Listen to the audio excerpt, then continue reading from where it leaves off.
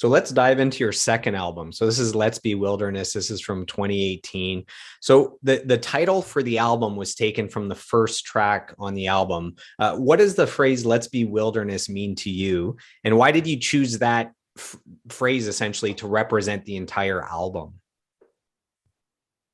I think Let's Be Wilderness is sort of like this idea of just like becoming one with your surroundings, or like becoming one with um n- yeah, I guess becoming one with nature, or becoming one with your surroundings, or like kind of letting go, I think. Um yeah, I think that's kind of the what it sort of means to me. And I think with this, in terms of the whole record, I guess it just felt like a that song felt really important for the record, and just that idea of just like the it just kind of for me kind of conjures up something pretty like kind of a warm feeling that also feels kind of mysterious and kind of inviting, but mysterious. And I think it's kind of that's music should kind of feel like that, I guess. And yeah, so I don't know, it felt like just a good title.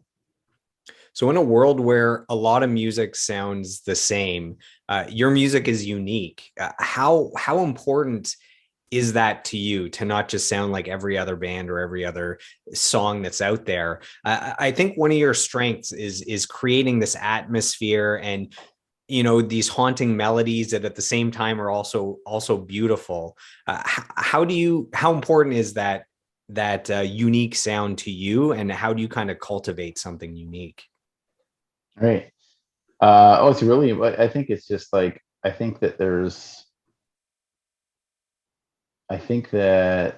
you're just going for something that's in your own heart, or, and you're, hopefully it's not dictated by things that are, current, or, you know what I mean? I think you're just going through for something that's really internal, and getting out what you have inside you. And hopefully that will be unique and different, and something that's kind of like sets you apart. And I think everything music that I like is always, I feel like it has that. Like if you listen to like the Beach Boys or anything like that, there's like no one else could have made that music other than Brian Wilson and like the Beach Boys. Like it's, so I think it's like, and whether that becomes successful or not, it's still, there's something really special about um the just like having something, and then being able to create uh turn that into something that's musical that you can share with other people. I think point for me about that's the point for me with my music. It's like creating something that's comes from inside you, that is like a feeling, or whatever it is, and being able to like turn it into something that's musical that you can share, that people can connect with, whatever that feeling is, or um, yeah, whatever that feeling is that you're trying to communicate. I think that's the main thing. So this album was nominated for a Nova Scotia Music Award. So how much did it mean to you to have your home province kind of acknowledge your solo work? Oh, it is awesome. It's amazing. And it's a really supportive, yeah, like Nova Scotia music, like Mayans and all of the, and ECMAs as well. All those organizations are so have always been really supportive of both me, whether it's like with Wintersleep or Postdata, and just yeah, just being on the radar with Postdata was really special. Yeah. So the album kicks off with the song Wilderness, and I find that it's a great opening song because it tells you this is going to be a different album than the first one. It's more, the album is more fleshed out. There's it feels like there's more musicians, kind of a bigger Yeah, sound. Was that totally. something, having completed the first album in 2010, going into this album in 2018, did you consciously decide, okay, that was one thing more solo acoustic, this one I want to flesh out and see what that sounds like? Yeah, I think so. Like I think the other one had a feeling to it, and it really fit like the ideas of the songs, and it to make it like that. And this one, it definitely felt like there was like kind of more. fully kind of thought out songs that felt like they needed more arrangement and more to them.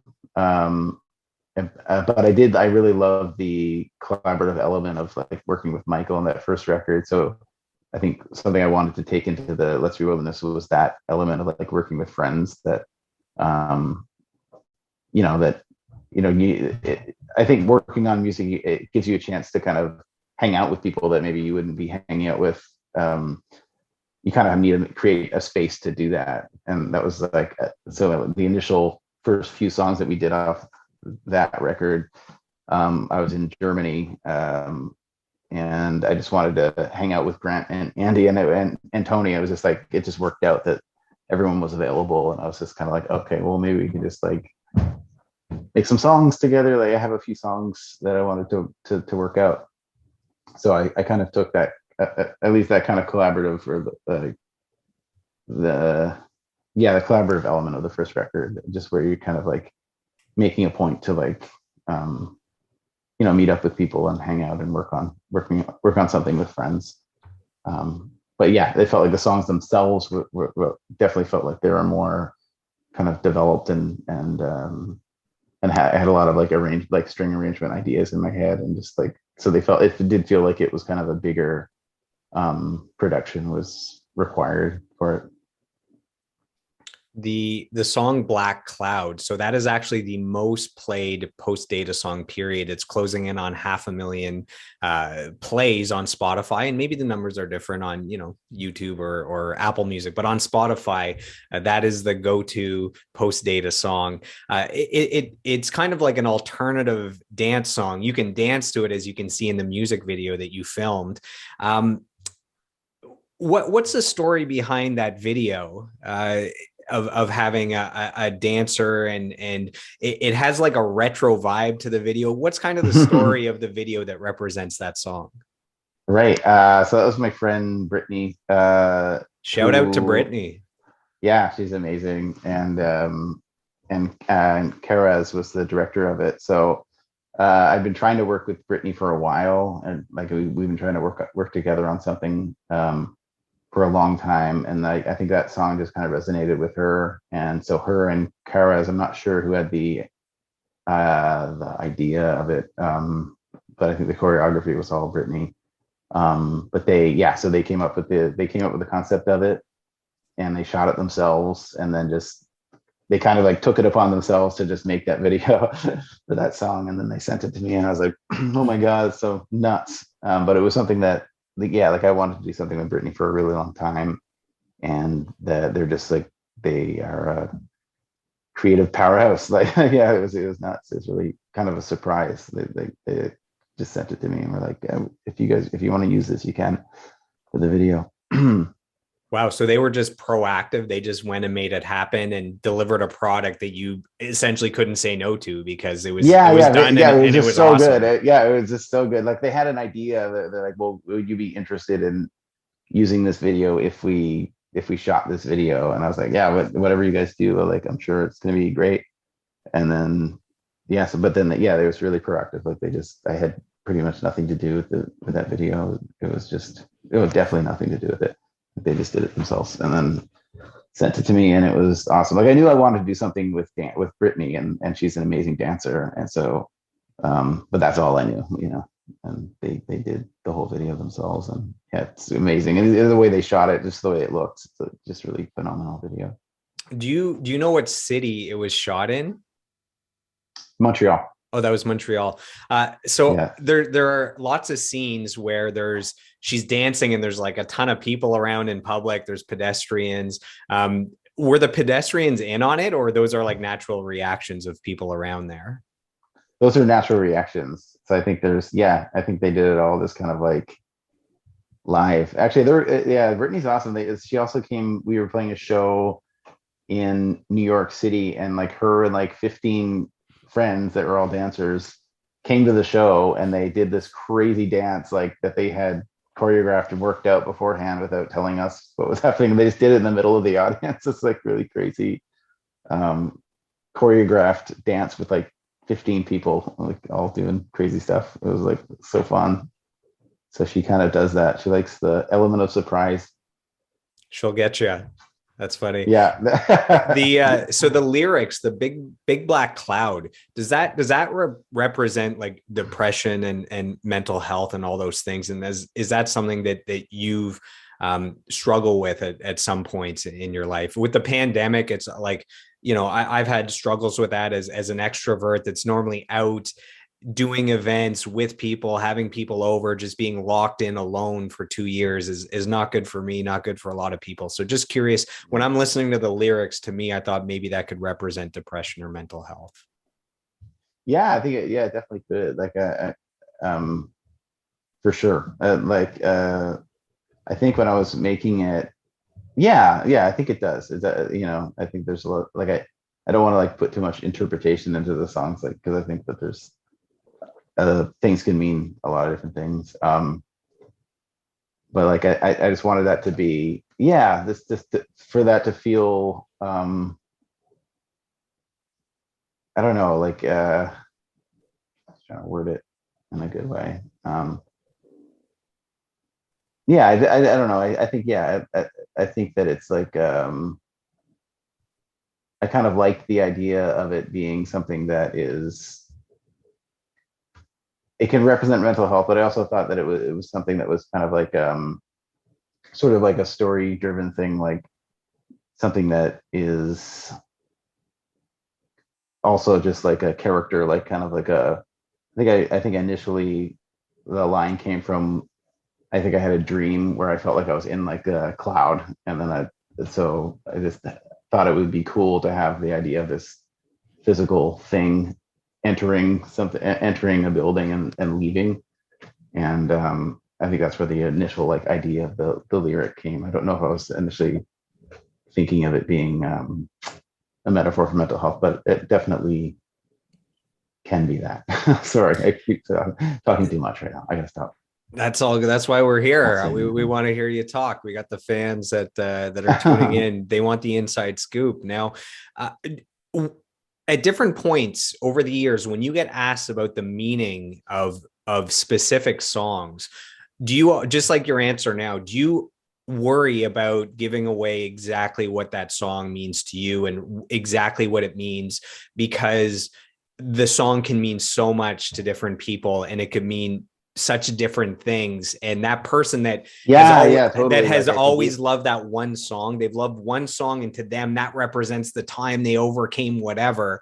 And you're worried that when they hear that you wrote that about like a petting zoo or something that isn't as deep, totally. that it'll Yeah, ruin like it for yeah, them. totally. Well, I think it's like, even if it's not as deep, even if it has like kind of a deeper meaning to me, I think there's also an element where a lot of the lyrics that I write is kind of stream of consciousness. So it's some of it doesn't really have a crazy intent behind it that's trying to be like, this song's about my grandfather. I want you to think about that kind of idea. Like this song could mean anything to them in their time of life, and it could evoke a certain feeling. And like, I think partially when I'm working on lyrics, it's like, you don't really think it, like, I don't want to overthink it, my own lyrics too much. And so like, a lot of it is sort of like, it comes from more of a stream of consciousness where your lines fit in a way, and you're trying to make sense of it, trying to make it make sense within its own universe, I guess, lyrically.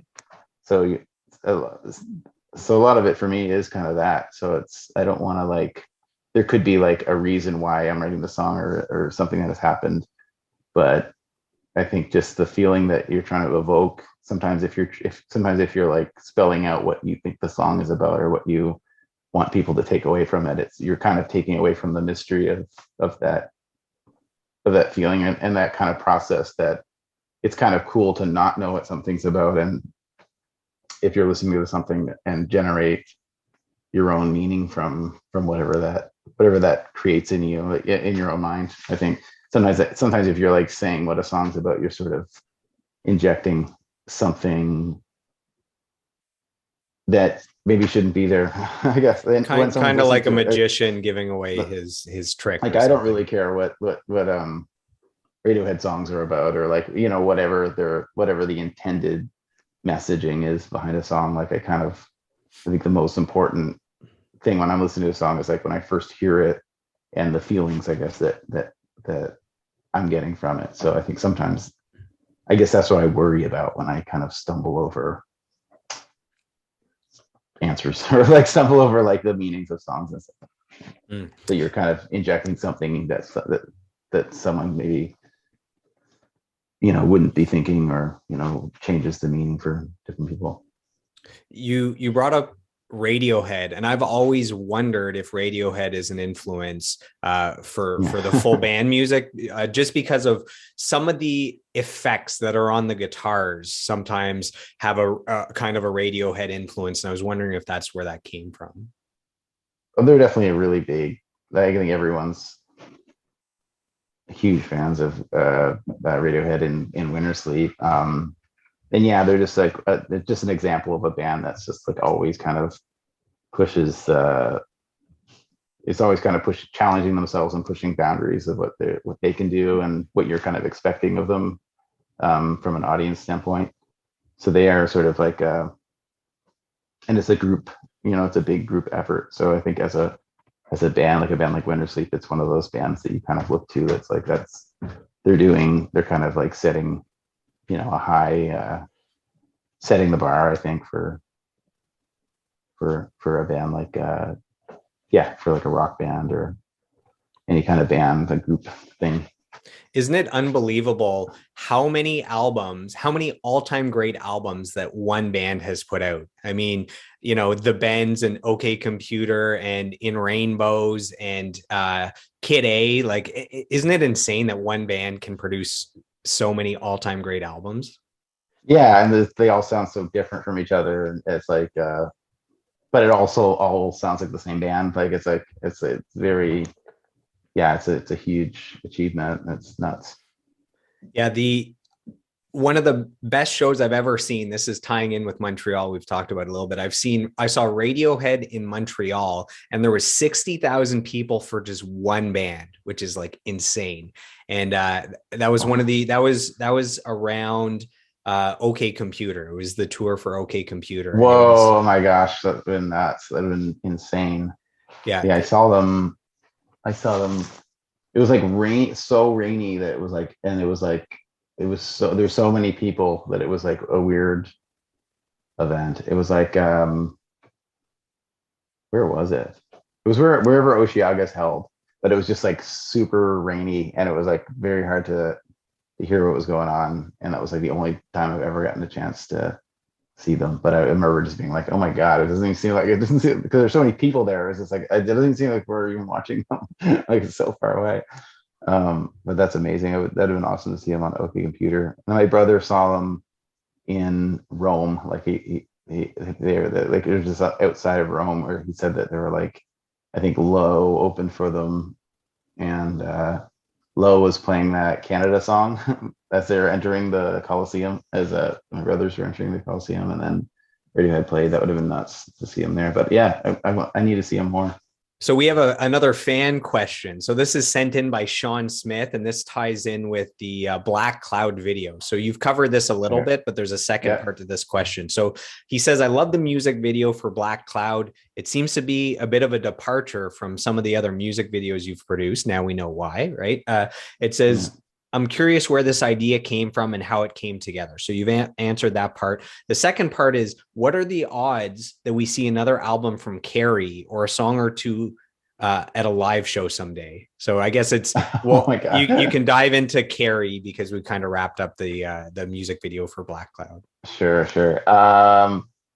Carrie, we're probably gonna re-release the Light, which is like Carrie is like the band before, like, I guess I don't even know when that record came out, and it's 2003, like right around the same time Wintersleep started. That was the last Carrie record, and so we are going to re-release it. I don't know if we're going to play it live, but I think we're going to make a vinyl of that record and release that in the fall, hopefully, of this year. But I'm not sure if we're going to play it because everyone's in different places. So, but yeah, I don't know. Body Without Organs, that song I could probably do like on my own as like a Postdata song. But I think for the most part, it's a different style of music. Yeah. So the first Wintersleep album, I believe, is 2003, which means next year is the 20-year anniversary, which means that God. the Carrie album must be about the 20-year anniversary then as well. Yeah. Yeah, totally. Yeah. That's crazy. Yeah. So the Carrie record came out like either, I think the same year or the year after that. So yeah, that's old. That's not a young album. That's like I remember being like when I was 16, I was like Black Sabbath was like 20 years old. There you go. You made it. 20 years in the music Yeah. industry. That's More funny. than that, probably closer to 25 or 30 based on like when you first started, not just like when you put out albums. Yeah, totally. Yeah. You survived so far. I said kind of so far, yeah. So far, so Yeah. good. So we have Not a completely song, unscathed, but not completely unscathed. I hear you. So we have a song, Gravity, on the album. So there's some lyrics, about trying to find something to live by. We're spiraling. Um, is that about trying to find meaning and purpose? yeah, yeah, I think so. Yeah. Um, yeah. And does gravity, let's see what we have here. Does gravity in the song represent, what keeps you grounded and solidly in place instead of just drifting? Is like gravity represent something? Yeah, I think I would say like yeah, like that, like what you said, but also like the idea of like um the what would it be? Like that's a positive interpretation of it for sure. So that's good. And then also there's like the idea of like sorry, I don't have the lyrics in front of me, so I'm trying to like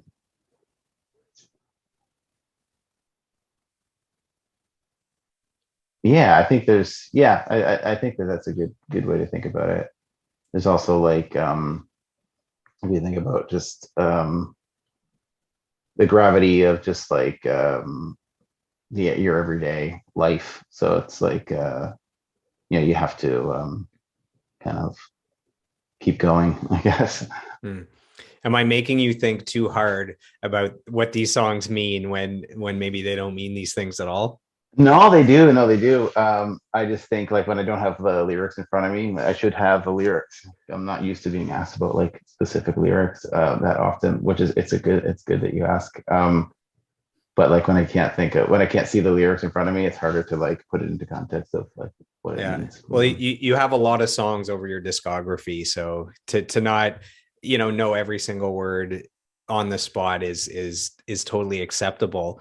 Um, you talked about, there's a lot of stuff with dreams going on with the different songs. So the song Pasture, you have this reoccurring dream about walking through a yellow pasture. So I'm thinking that with the chaotic life as a touring musician, that maybe that represents slowing down. But then there's another part of the song where it's like as you're going through this pasture, there's like a bird of prey above, there's like a body or something in the distance you can't Yeah. identify. So it's like the yin and the yang, the positive and the negative, the chaos and the order all in one. And I don't even know what my question is. What do you think all of this means in this reoccurring dream? What does this represent to you? I don't know. I think sometimes I'll have like an idea that's like yeah, like I said, the black cloud also is also an image from a dream, but it's like you'll have an idea and then you kind of like see where it goes and it kind of goes into more of a probably more of a fictional territory. Um yeah, that one's kind of like feels like it's more of a story and it's yeah. Hmm. The song Erase Your Heart. So this one rocks a little bit harder. There's like an electronic influence in there. Where does the electronic influence come in? Is this like the Postal Service or Nine Inch Nails or maybe Radiohead on some of their more, Amnesiac or the songs that have a little more dancey numbers to them? Where does this come from?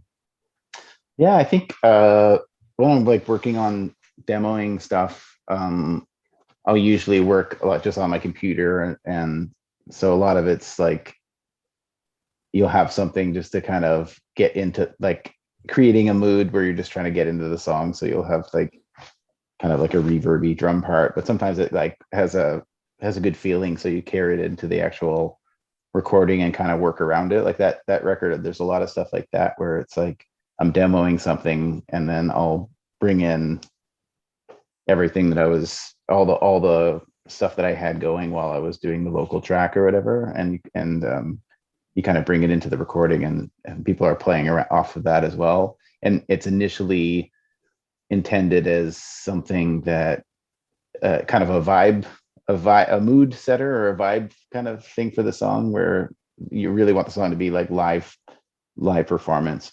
So people are playing off of that, but maybe the intention is to take it away eventually and just have it be more live instruments. But with that song, it was just, yeah, it was just like a drum loop thing that just felt like it, when we took it away, it felt like it lost something. But yeah, it just comes from like demoing. I use a lot of like drum loops and like synths just to create like ambience when I'm trying to like figure out songs and writing songs.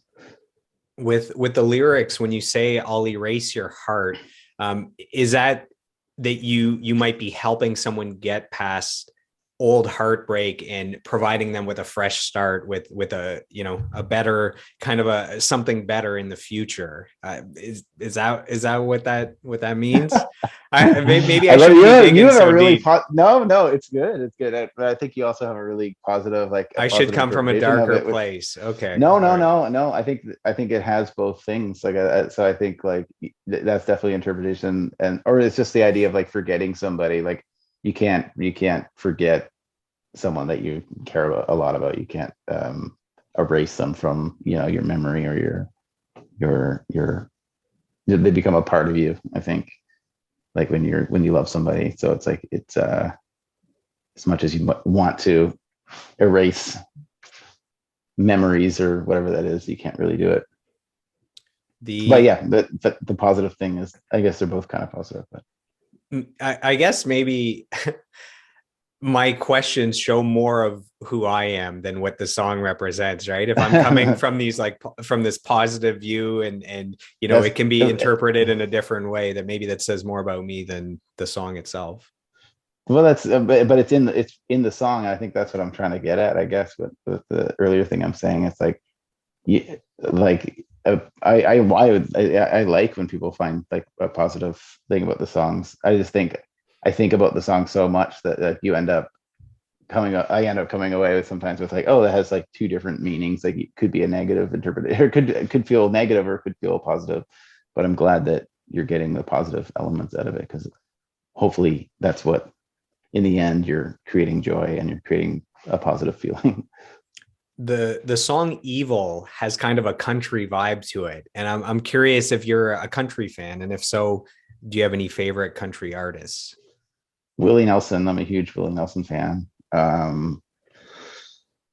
I like Hank Williams a lot. Like kind of old. I like You like old old school school country. I country? like Karen Dalton and yeah, just old school stuff. I like Shania Twain. She's not old.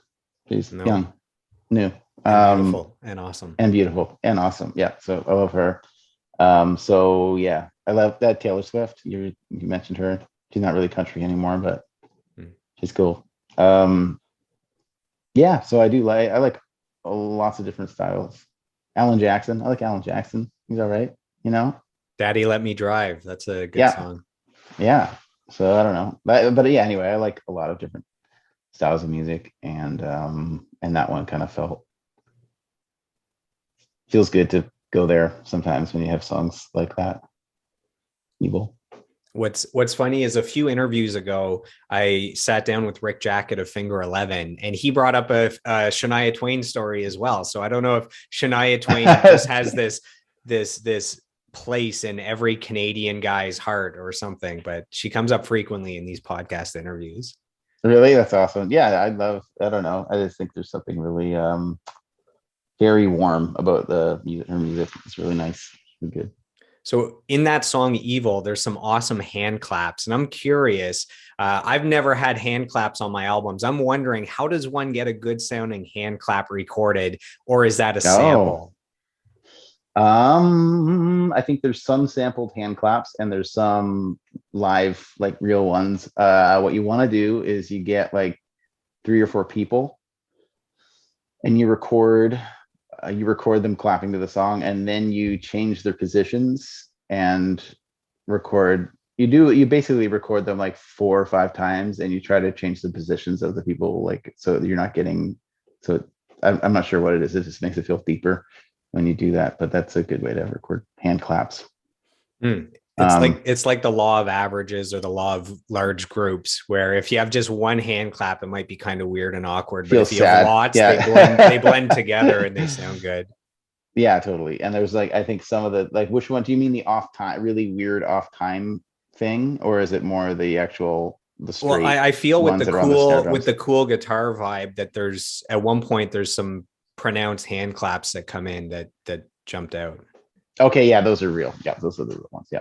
Yeah, A plus Yeah, for the Tony's good. real. Tony's good. Well, Tony's the master of hand claps, recording hand claps. So That's funny. Anytime you need he's a gonna do hand it. clap, you think of Tony. You bring him in. Yeah. The world's greatest hand Fly clapper. him down to Halifax and be like, I need to record some hand claps, man. Can't handle it. Yeah, yeah. No pun intended. There's a in-demand studio musician, and they ask him what his instrument is, and he says the hand claps. So that's pretty cool. Yeah.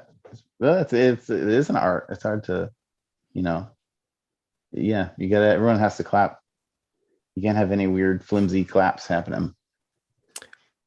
So The yeah. same song Evil has some really cool backing vocals. I'm just curious, how do you choose which songs should have backing vocals and which just have the one main vocal through it? And then um, how do you also decide what those backing vocals should be? Sometimes it's just one, one harmony. Sometimes it's like a full crowd. Is it just what materializes, what ends up coming out?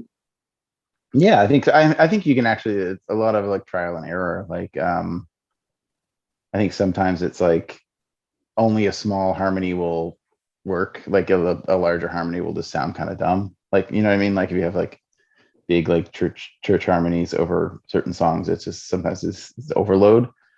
And a song like that, I don't know how much. Yeah, there's a harmony on it, but it's not like, it's not super crazy. But yeah, I think you just try. Like generally, I like trying harmonies on a lot of things, and sometimes it just doesn't really. I'll add as much vocals as I possibly can, and then you just take it away, because if it feels like it's like too much, or like, yeah. So at the start of the song Ithaca, I believe that your vocals at the start, so the first few phrases, I believe that's your most raw, transparent, and vulnerable vocals that you've ever recorded. So that's just my opinion. I remember Awesome. with the headphones, so good studio headphones, it's like you were right there. Like you were there's no reverb at the start. It's the Yeah. vocal is super present, super raw. Um, and then I believe a little bit later, some, more instruments come in and there's reverb added to the vocal. But just at the Right. start, to me, that is so raw, so vulnerable, so right there. You cannot hide behind anything. Do you agree with this statement at all? Yeah. Yeah. Totally. No, definitely. It was like, yeah, I kind of like how that song starts like that, and then yeah, and then it kind of opens up with the things, the instruments come in, and it gets more reverby, and but yeah, it feels like a little bit more, yeah, a little more gripping starting it that way. And is that the song where your vocals go very high as well? I feel like the Yeah, dynamics, your dynamic range in your vocals is probably the lowest to highest notes in any of your songs you've ever recorded. that might be true actually. Yeah, that might be true. It's like yeah, it starts really low, and then I'm kind of like not screaming, but like whatever, though, like singing, very projecting a lot.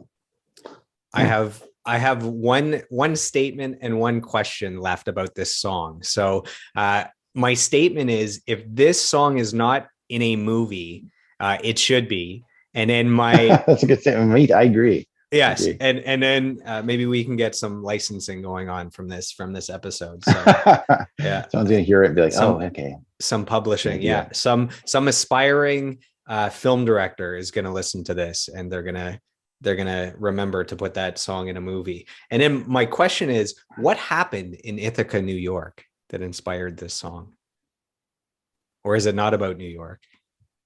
I think it's not necessarily about New York. Like Ithaca is kind of a mythical kind of, it's New York as well, but it's a mythical kind of Greek, kind of the heavens, Ithaca. But also, I think I was in New York with Ithaca as well, and I do think of this song when I have a memory of being in Ithaca and being like, it was like on summer vacation and just walking, and for some reason, I mean, just because the song's called Ithaca, that's probably why I think of it. Um, yeah, I remember being in high school, or no, I was like 20, and I went with my family and just on a trip and just walking around. So I do place Ithaca, New York, in this song as well. Okay, so there's Fields and Valleys. Speaking of soundtracks, I think that the ending that has the whistling should be in a Western. So if Clint Eastwood is listening and he's ever making more Westerns, I think that Fields and Valleys should be in there. Yeah, you do, Clint. Do it Clint, up. Get it Clint, in there. where are you at? Yeah. I find that your vocal delivery, I think it's in the second chorus or the second verse, has kind of a Neil Young vibe. Are you a fan of Neil Young? Is that an influence at all? Oh I yeah, won't it's ask you huge about influence. the Spotify stuff that's going on. I'll keep you out of that controversy. You don't have to Oh touch right, on that. But yeah, are you a fan of Neil Young and yeah. his I'm a music? huge fan. Yeah, I love Neil Young. Yeah, that's another. I would say like those are two, like when you're talking about Wintersleep, Radiohead and Neil Young are probably like major Wintersleep influences. Yeah, I love them. I love everything.